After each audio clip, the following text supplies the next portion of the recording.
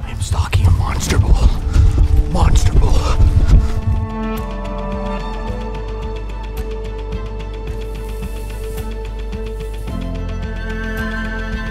Look at that whitetail.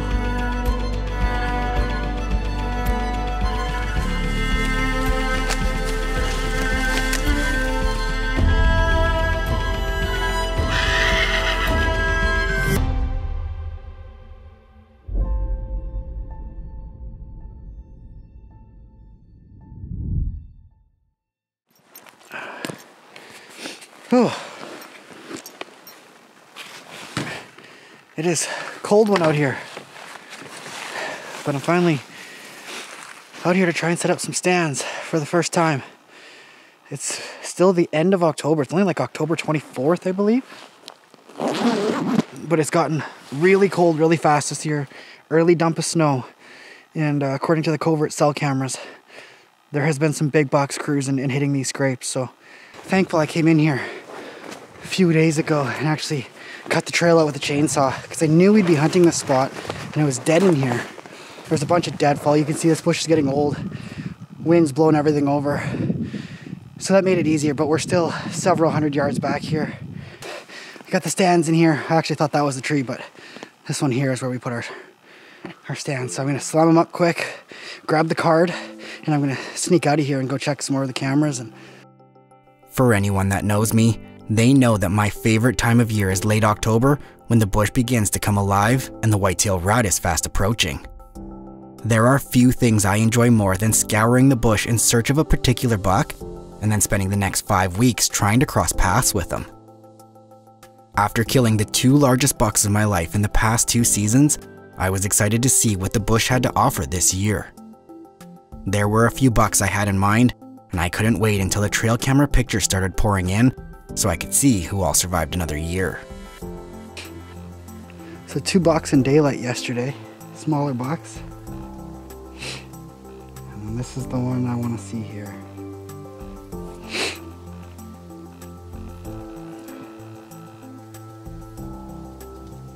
Oh, that's not him. That's not the inline buck. So who is that? That's not his frame. So that's a different deer. I thought it was the inline buck from last year that had just lost an inline, but he doesn't have that same frame. It's definitely not him. Giant buck though, wow. So then who's this? Jeez, that's another giant deer. Look at the beams on that thing. That's a big 10 point with a split brow.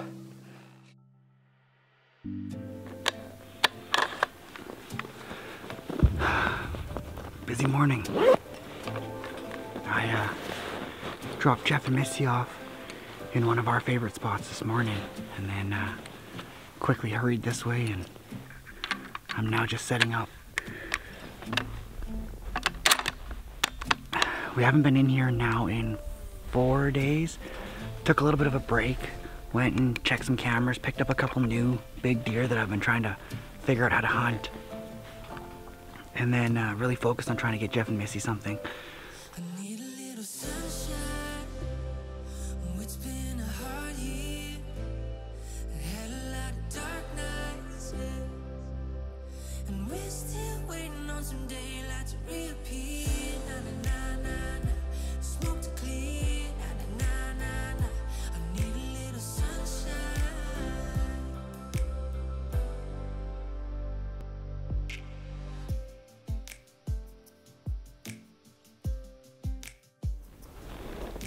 Thought there was a deer.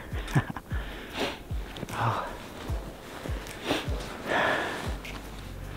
Tell you what, normally by this time of the month, I'm beat down, discouraged, tired, worn out, and ready to call it quits, but November 13th this year, been hunting probably harder than we've ever been hunting, but we have been seeing so many deer, so many bucks. Darcy actually killed an ancient old buck that was always on our hit list in here, but just never really could ever see. And if we saw him, we could never get him on film. There's a bit of a ghost. And finally he slipped up yesterday and Darcy shot him back there. A lot of days left. Beautiful weather for another week. And I'm really hoping he finds himself a doe and comes cruising by today. Would be awesome.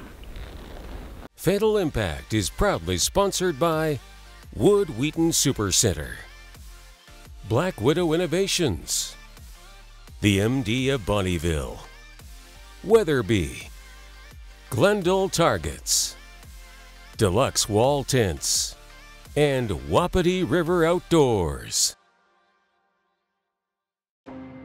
We had been sitting for nearly 2 weeks in one of our favorite spots, hoping to get a look at a few different bucks in the area. We were seeing a ton of activity, and I knew that it was only a matter of time until one of them slipped up. And early one afternoon, after a quiet morning, I glanced up the hill behind me and spotted a giant frame buck cruising directly into the valley beneath me.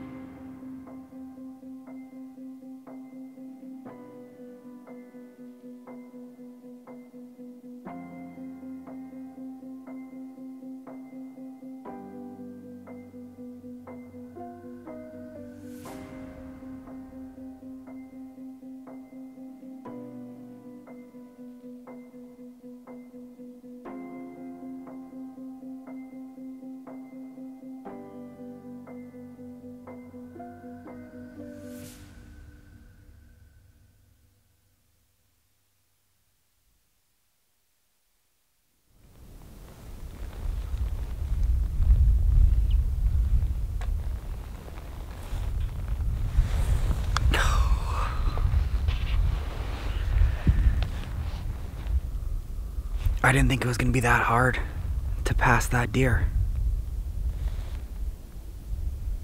I wanted to get a look at him, I really did.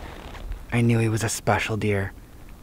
And he just come by, chased a doe out of its bed, right in front of me, grunting. I've always said the biggest hindrance that we have up here is really small frame deer. We get lots of cool stuff, drop tines, stickers, inlines, mass, dark antlers, but everything is 21-inch beam, 16 inches wide. And then I go and pass the largest framed whitetail that I have ever had an opportunity at. And he just walks by it 50 yards.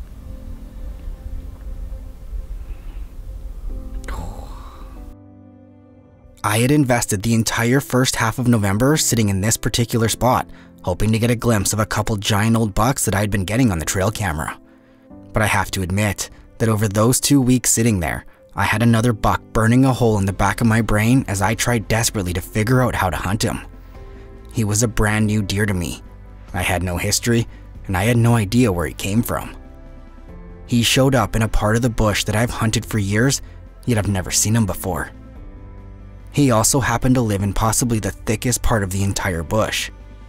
I had very little intel on him, but after spending the first half of the month in one place, I needed a change of scenery and decided to throw a stand up in a tiny corner of a ridge. It was horrible to access, and I couldn't see more than 60 yards in any direction. It was a far cry from what I'm used to, and I'll admit, I didn't think my odds were very high.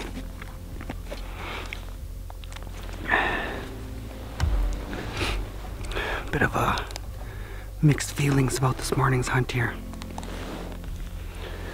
Part of me wants to be excited because I'm in a brand new spot and a brand new stand. But I also know that it's a very low percentage spot. I'm in such tight cover here. I can see maybe 60, 70 yards at the furthest, watching a couple trails. But there's a giant old buck in here that I just couldn't go the entire season without at least trying to hunt. He's by far in the worst possible spot to try and kill him. Almost unhuntable. And the only way to hunt him is in this, basically like a bow spot, watching a couple main trails on the top of this ridge, and with one lane down into the thick stuff where I've only ever gotten pictures of him. But I've got 5 days before dawn comes up here, and then we're gonna have to hunt the other buck. And so I wanna just put in a solid shift in here and kind of pray for a miracle. And if we kill him, it's going to be exactly that, a miracle.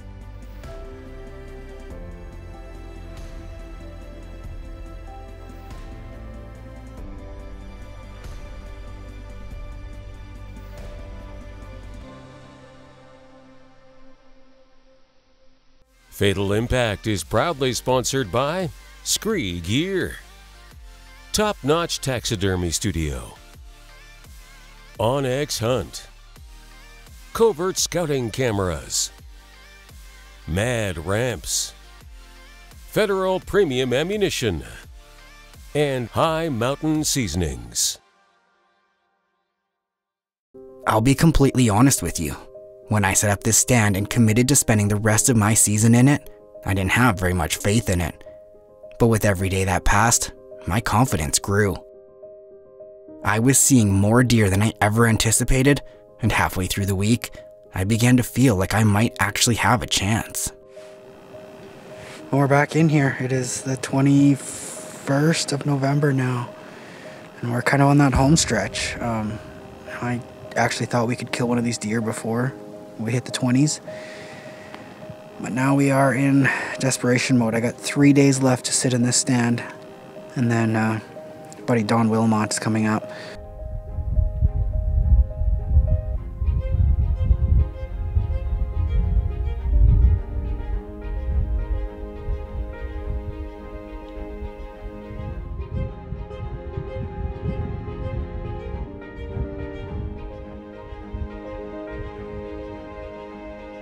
So it's like 10:20 right now, and I literally just got a notification on my Covert wireless, and that buck that I'm after, the big heavy what I call the X-drop tine deer, is like 500 yards to the north of me. He's off the other side of this knob, and he's headed further away. He's headed to the north, but that's only the second time I've had a picture of him in daylight. The first time was right behind me, and now there. So the fact that he's on his feet, moving around at 10:20 in the afternoon, or in the morning, is an encouraging sign at least, so. I threw everything I had at this deer to try and convince him to head my way. But with the loud wind blowing in my face, I knew it was pointless. As the days slowly passed, I continued seeing more and more deer, and I remained hopeful that he would eventually circle back around and walk by. But it wasn't until almost 3:30 in the afternoon that I heard the sound of a few deer scurrying up the ridge behind me. I quickly stood up and turned around and caught a glimpse of a big buck chasing a few does through a small lane in the brush.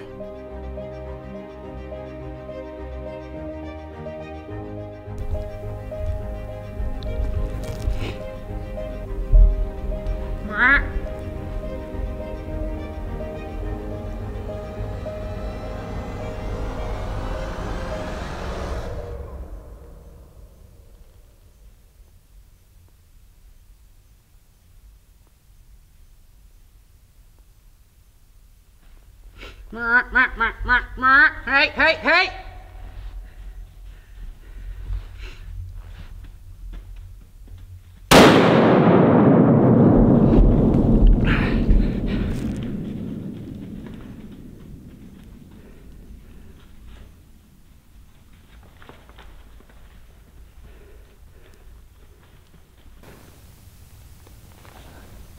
I just killed deer. And I don't know which one it is. And even worse than that, I don't even know if it's in the camera frame. There was a doe and a fawn that had gone back behind me earlier today. And I could hear something coming this afternoon here. And I looked and I seen the doe and the fawn squirt out, and I seen a big, heavy, relatively short-tined buck come out towards me and immediately go. I turned, I got the camera on him, and he started to cruise through, and I yelled and I tried to stop him. And when he finally stopped, I literally shot through the spruce tree. And I don't know if it's him. I don't know if it's on camera. And I don't know if I should be happy or disappointed in myself. I'm sure he's dead, because I heard it run and then topple over. But I have no idea which deer I just killed. The only thing that makes me think it was him is because he was 500 yards to the north of me earlier this morning, according to the covert cell camera. And he was in the area. And I need to go see which deer I just killed. It's been like 20-25 minutes since I killed him. Well, since I shot it. And I can't take it anymore. I need to go see if it's him. There he is. Which one is he though? Oh, that's him. That is him. Yes. Oh my God. You guys. Are you ready to see one of the coolest bucks you will ever see in the wild? Look at that whitetail. You guys, look at the size of this whitetail. Oh, look at the mass. He's got an unbelievable sticker here off his G2. Awesome bladed brows. Unbelievable mass on this side here. When I first got pictures of this whitetail, all I could see in the one covert video was this mess up here. And I didn't know if it was a drop tine or not. So this deer initially actually got the name, the X drop tine deer, because I thought he had busted off a big drop tine here. But it turns out it's just an unbelievable character point. And this is a deer that I wanted to hunt all season. And when I first found him, I didn't know how. Be the first one to admit I didn't know how to kill him. Brand new deer, no history with him. And so I came in and I littered this little spot with about 15 covert trail cameras. And they spent the next 10 days going to work for me. And I very quickly figured out where he kind of held up in this little hole. And it's a spot that I call the hell hole. And it is aptly named because it sucks in here. I hate it in here. What an unbelievable stretch of whitetail hunting I've had. I am blessed to be able to come out here and do it. Blessed to have some of the most beautiful country in the world to hunt. And I'm blessed, and most importantly, I'm fortunate to have the time to spend out here, because in the end, that's what it comes down to. People say I'm a good whitetail hunter. I'm just dumb enough to sit long enough in a tree stand.